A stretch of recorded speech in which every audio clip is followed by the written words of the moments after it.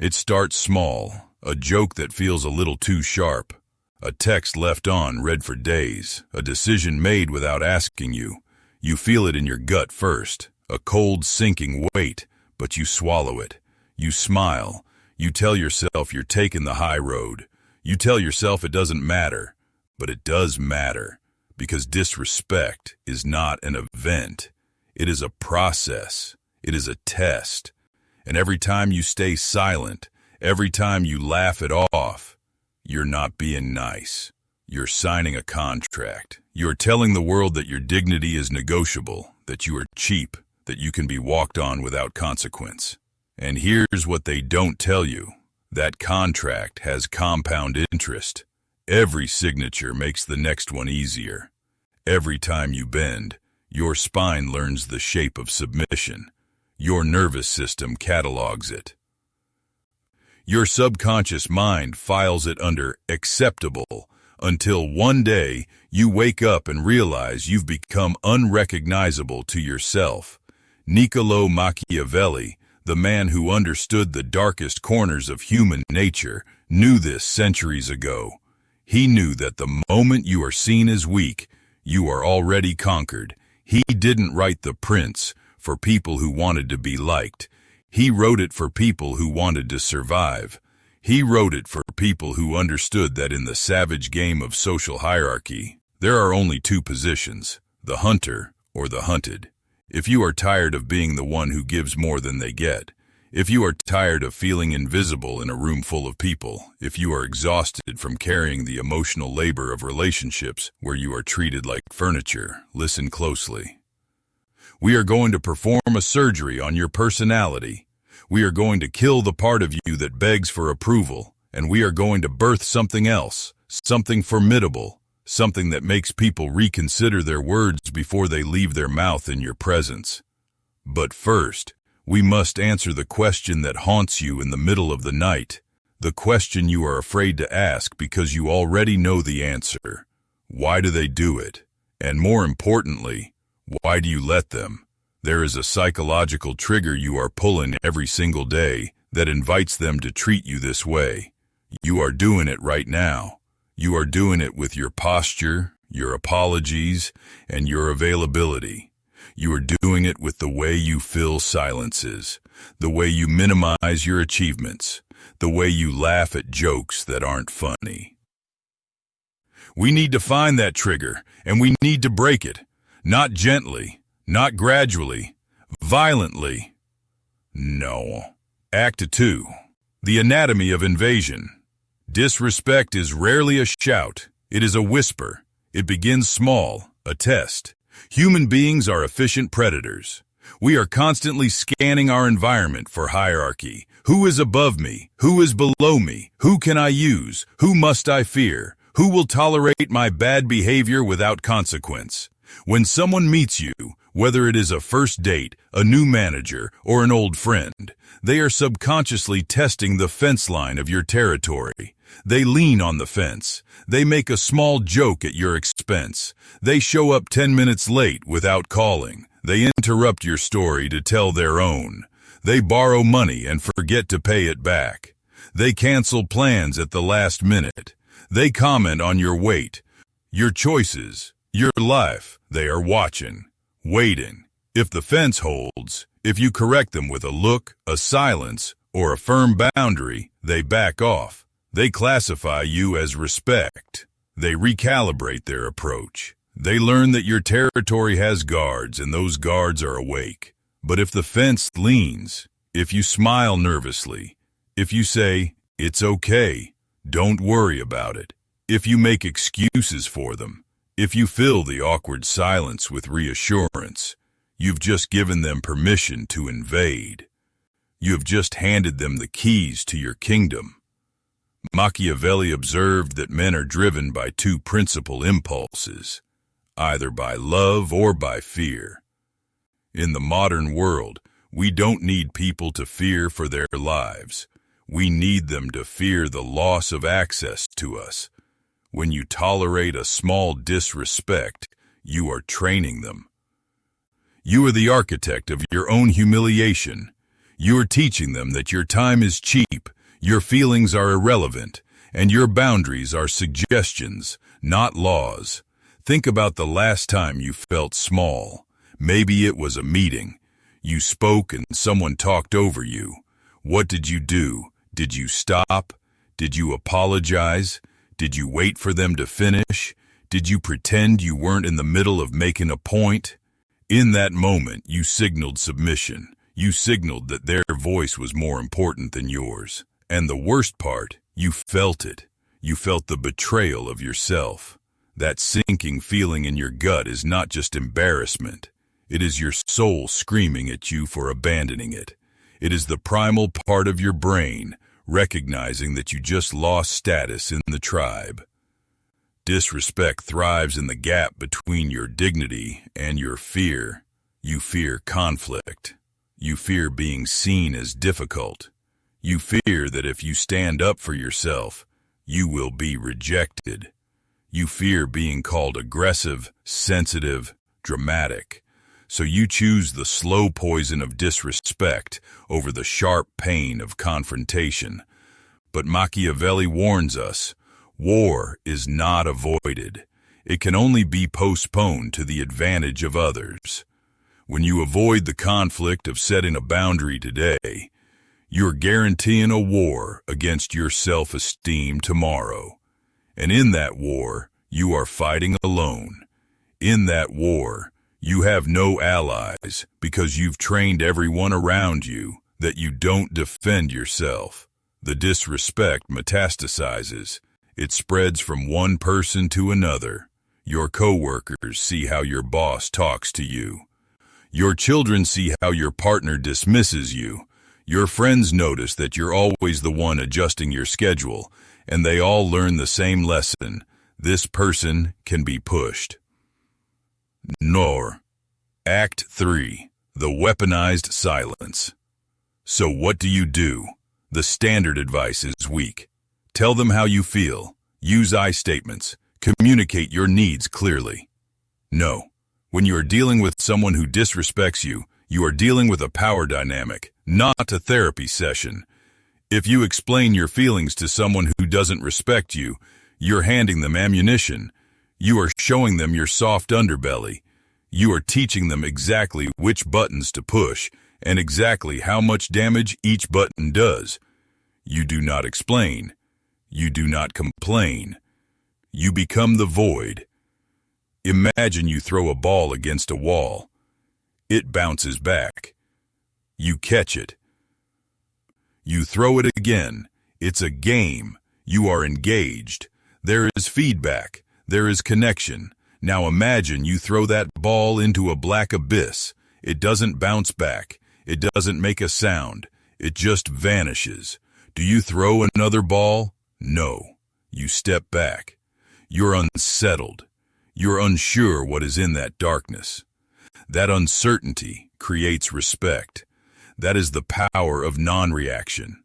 When someone insults you, they are expecting a specific script.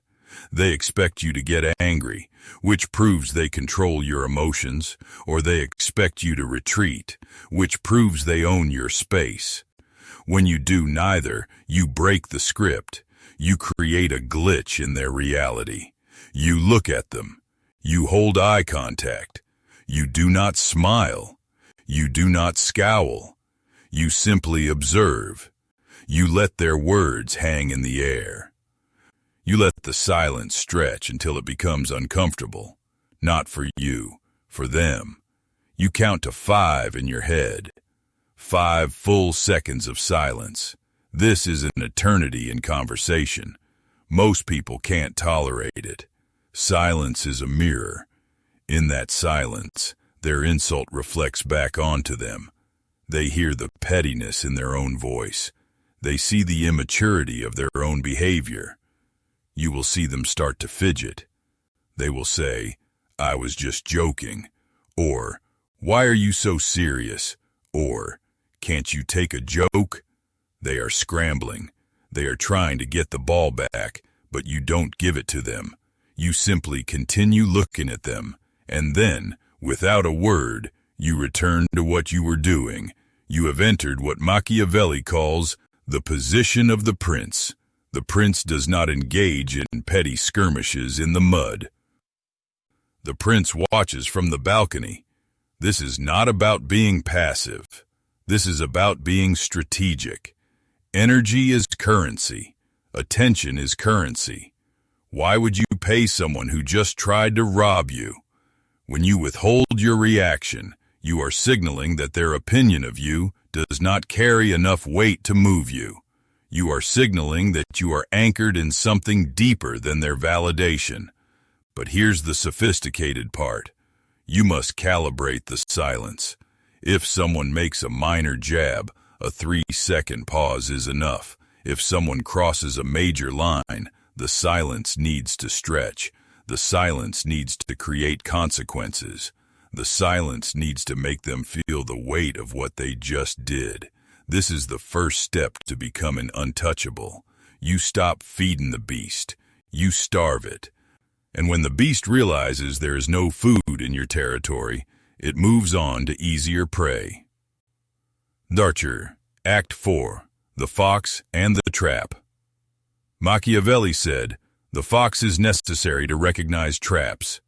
Disrespect is often a trap disguised as casual conversation. It is the neg from a manipulator, the backhanded compliment. You're actually smart for someone who didn't go to college. You look good. Have you lost weight? I'm surprised you got that promotion. I didn't think management liked you. If you take the bait, if you say thank you, or if you get defensive, the trap snaps shut. They've positioned themselves above you. They've made you grateful for the crumbs of their validation. They've made you explain or justify yourself. The fox sees the intention behind the words. You must develop cold empathy. Hot empathy is feeling what they feel. It is getting swept up in the emotion. It is what makes you say, "Oh no, I understand why you're upset," when someone is being unreasonable. Cold empathy is clinical. It is a surgeon looking at a tumor. You understand why they are doing it, but you are not infected by it. Why is this person trying to lower my status? Usually it is because they feel their own status is threatened. The secure do not need to belittle. Only the fragile need to stand on someone else's throat to feel tall. The person who is truly confident doesn't need to make you small to feel big. When you see the disrespect for what it is, a symptom of their weakness, not a reflection of your worth, it loses its sting. It becomes pathetic. You stop thinking, "What is wrong with me?" and you start thinking, "What is broken in them?" This shift in perspective is everything. It takes you out of the victim role and puts you in the analyst role. The fox knows that you cannot fight every battle. If you roar at every dog that barks, you will lose your voice. You must choose where to engage. Sometimes the most savage move is to agree with them. They say, "You're so lazy." You say, "I know, it's a luxury." They say, "You're weird." You say, "Absolutely." This is a technique called fogging. You become like fog. If you throw a stone at a rock, it chips. If you throw a stone at fog, it passes right through. You offer no resistance. You give them nothing to push against. By agreeing with the insult, or rather by refusing to be insulted by it, you disarm them completely. You take the weapon out of their hand, and you drop it on the floor. It confuses them. It breaks their frame. They want to fight. You give them nothing, and in that nothingness, you win. But here's the deeper layer. When you agree, you must do it with complete emotional neutrality. No sarcasm, no anger, just calm acknowledgement. Yeah, I am pretty weird. Anyway.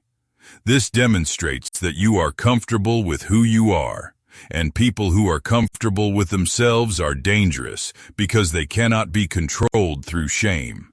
The fox also knows when to ask questions. The Socratic method is a scalpel.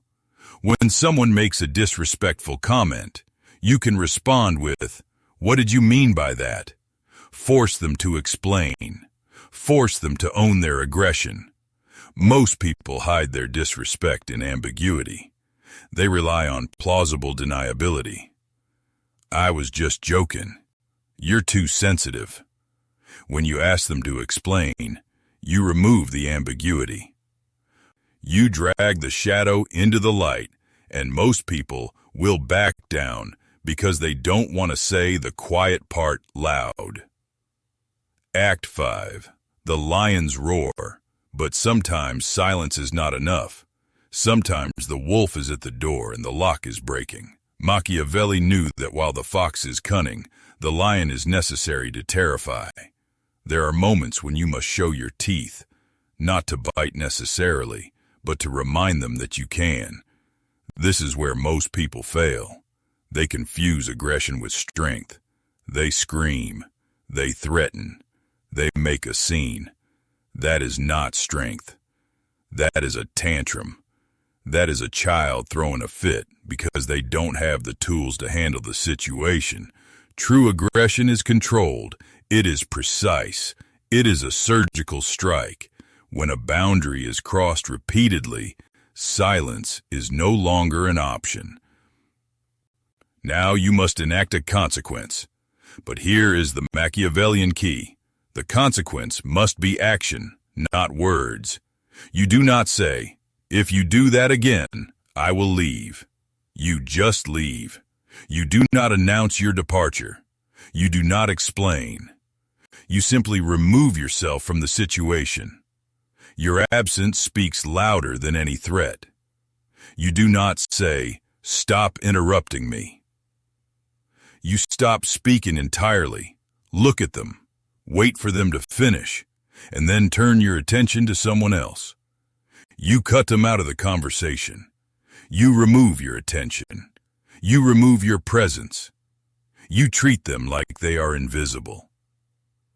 Machiavelli wrote, "Men ought either to be well treated or crushed." In a modern context, crushed means they lose access to the privilege of your time. If you have a friend who constantly flakes on you, you don't write a long paragraph about how it hurts your feelings. You stop inviting them. When they finally reach out, you're busy. Not fake busy. Actually busy building a life that doesn't depend on them. You effectively kill the version of the relationship where they get to disrespect you. This is painful. It requires you to be willing to lose people, and that is why so many of you are stuck. You are not willing to walk away. You are holding on to the scraps of a relationship because you are terrified of the void. You are terrified of being alone. But you must understand this. Loneliness is not the absence of people. Loneliness is the presence of people who make you feel alone. You cannot negotiate respect with a terrorist. And anyone who holds your self-worth hostage is a terrorist to your soul. If you are not willing to walk away, you have no leverage, none. The lion does not bluff. The lion does not negotiate its own existence. The lion marks its territory. And if you cross it, there is a price to pay. That price is your absence. That price is the loss of access to your light, your energy, your gifts. Narferdren, Act 6. The Scarcity Principle. Scarcity creates value.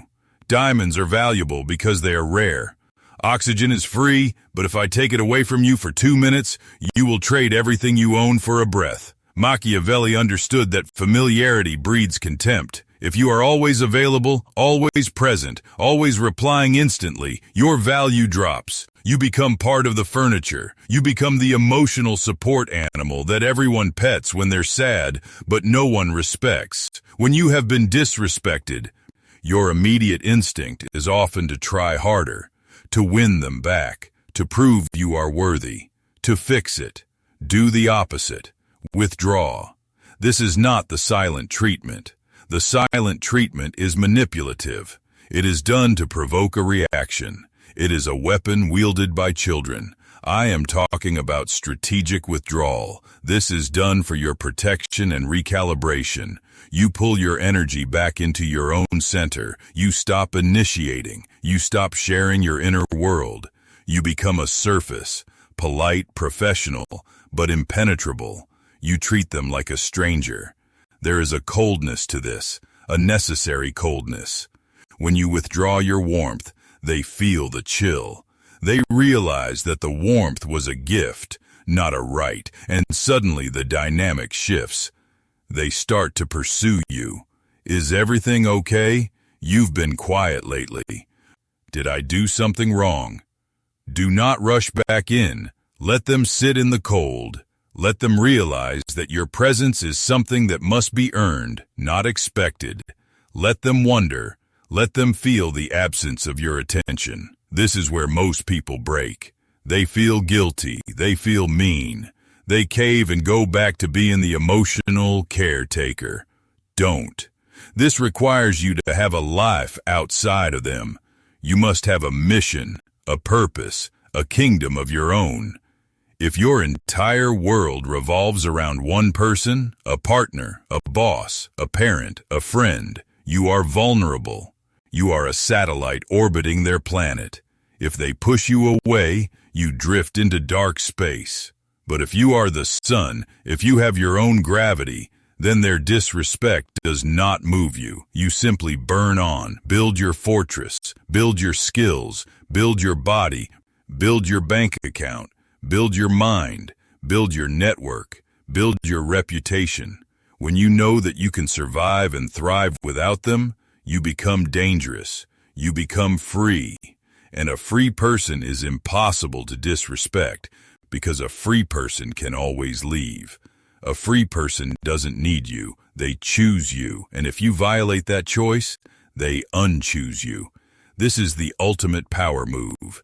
Indifference born not from apathy, but from options.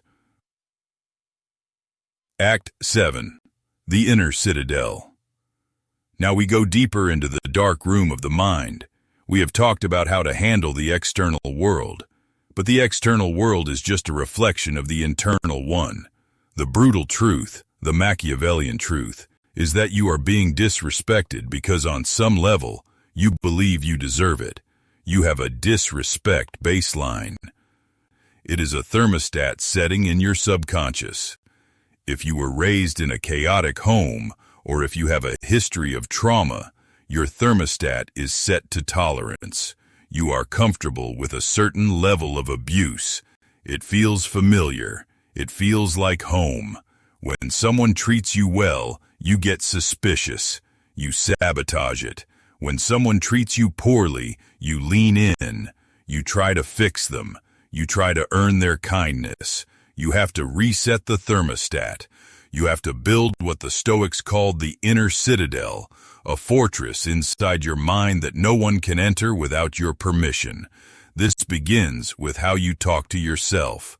If you disrespect yourself, if you break promises to yourself, if you eat garbage, if you procrastinate, if you look in the mirror and think insults, why would you expect anyone else to treat you differently?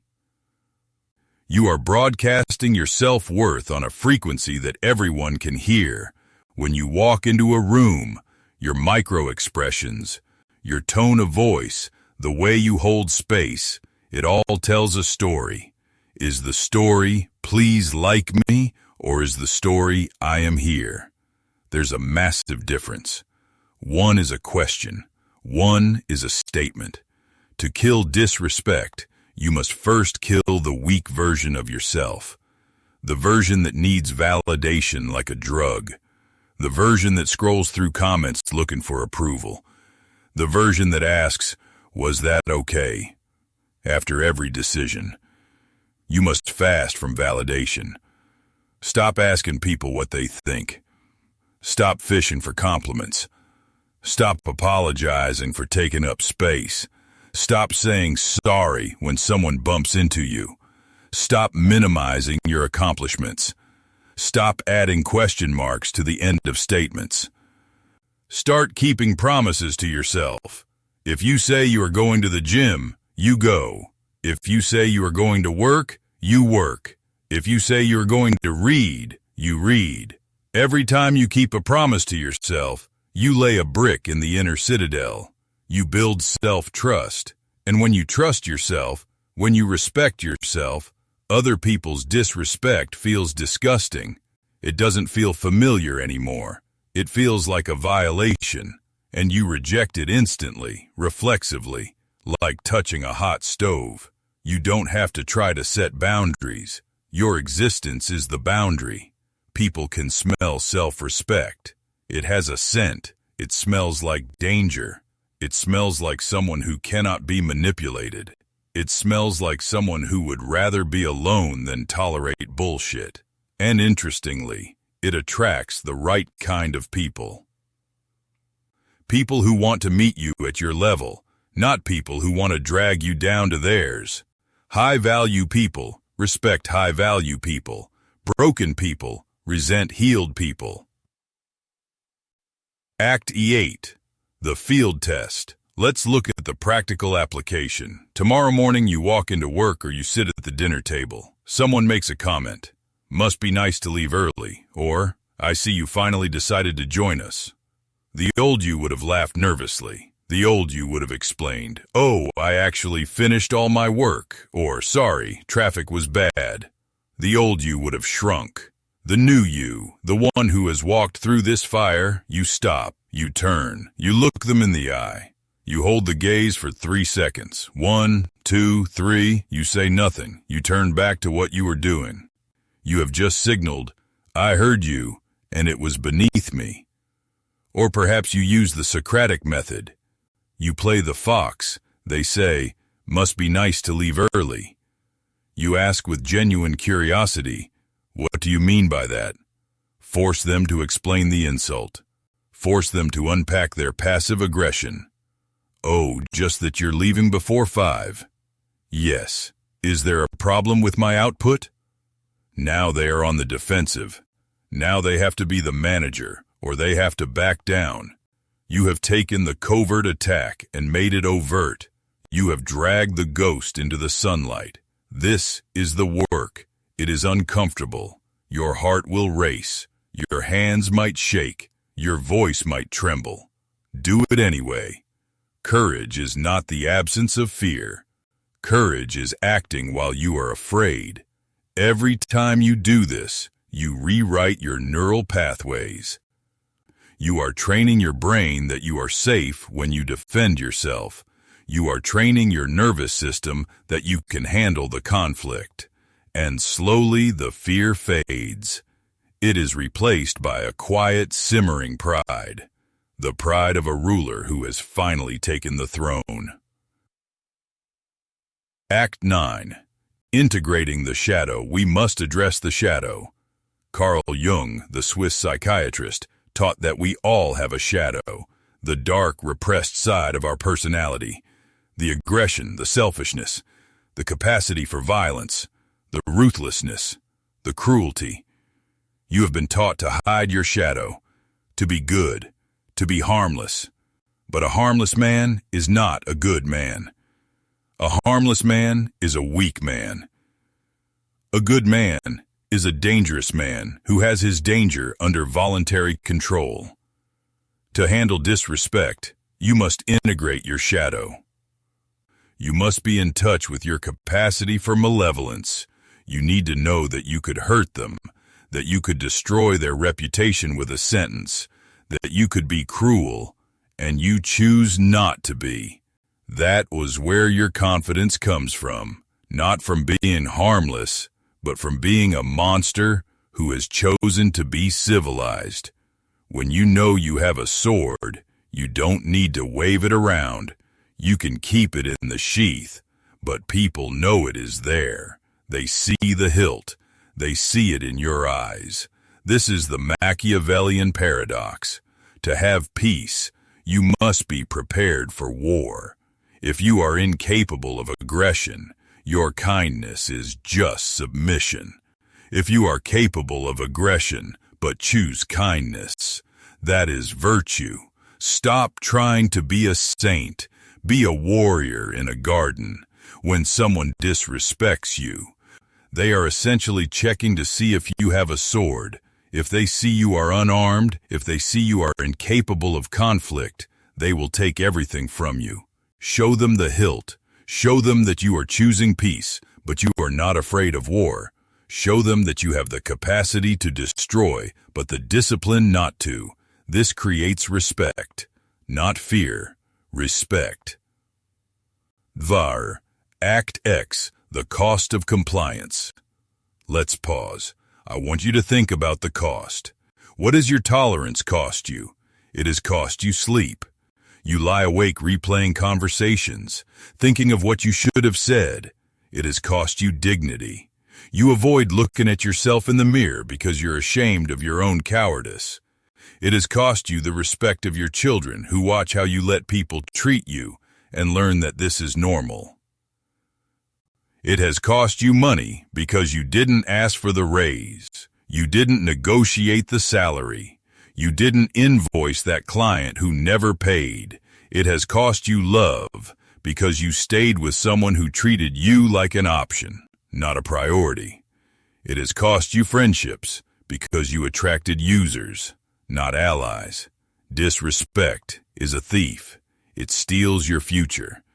Every time you swallow your truth, you are swallowing poison. That poison accumulates. It turns into resentment. It turns into depression. Depression is often just anger with nowhere to go. It turns into illness. The body keeps the score. Your immune system weakens. Your cortisol stays elevated. Your stomach hurts. Your jaw clenches. You cannot afford to be disrespected anymore. It is too expensive. The price is your life.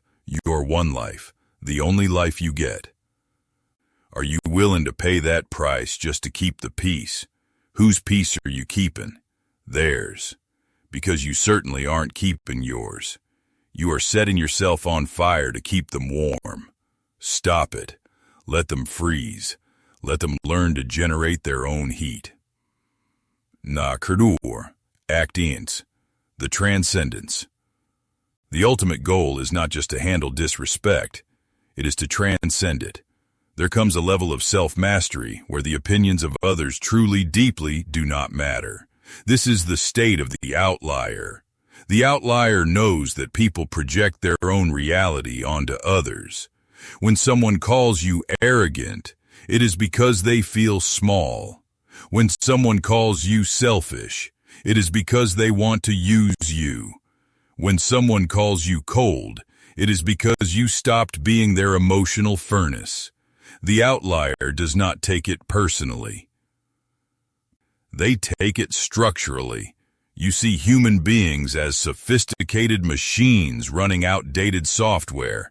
They are reacting to their trauma, their fears, their conditioning, their insecurities. You are just a screen they are projecting their movie onto.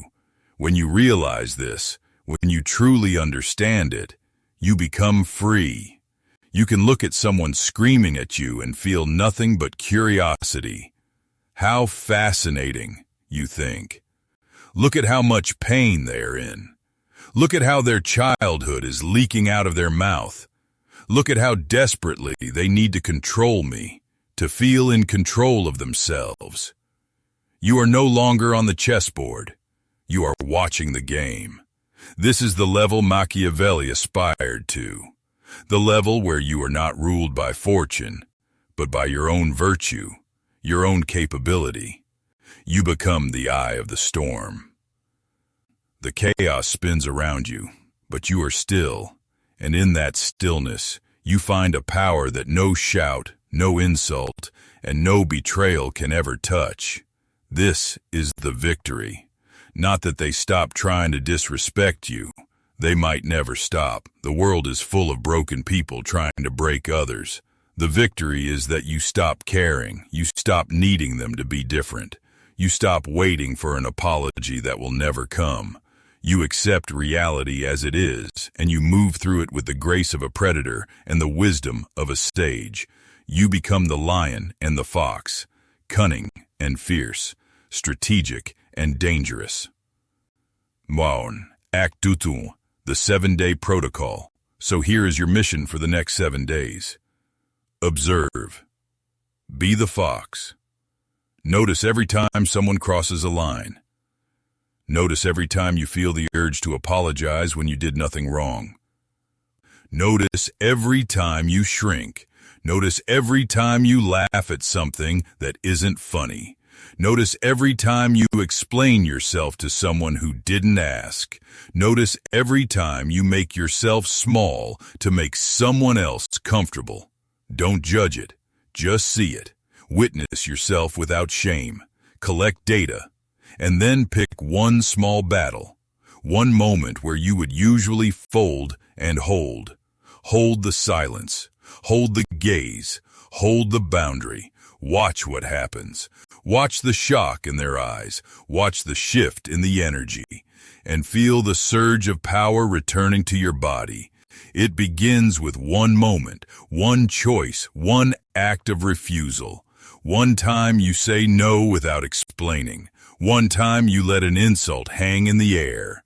One time you leave instead of staying. You have the map. You have the weapon. The question is, do you have the will?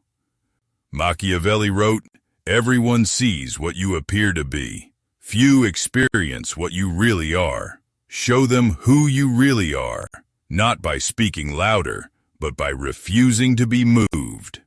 Whoa, Act 3, the long game. Before we close, understand this is not a one-time fix. This is a lifestyle, a philosophy.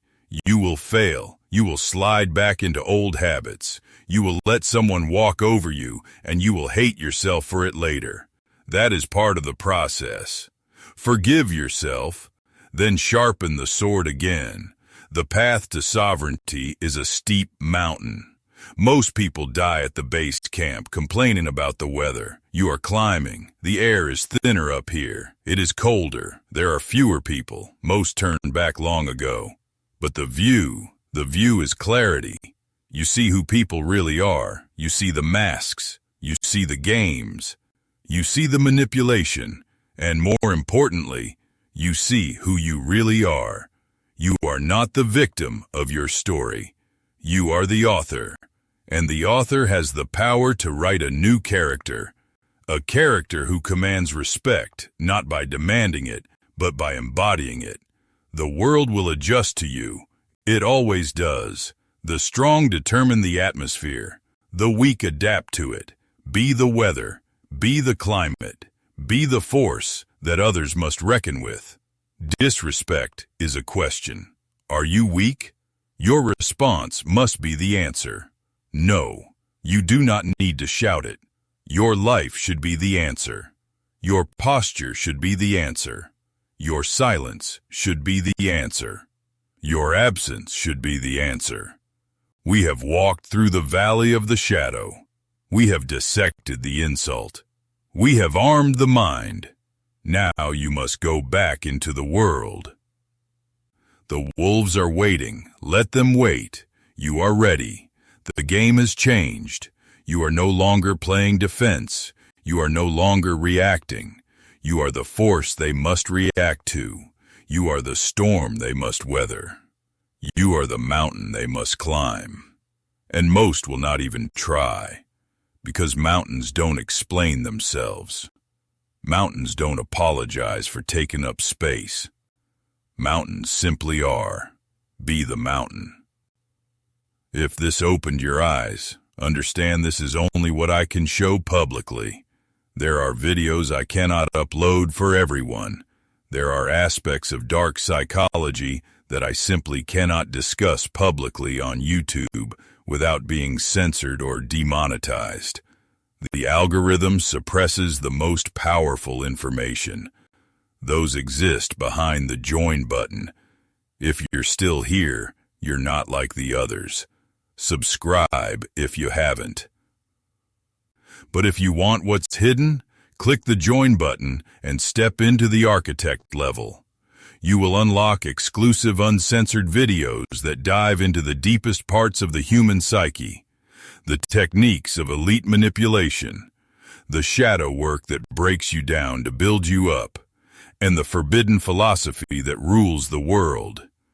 Most won't. That's the point. See you on the inside.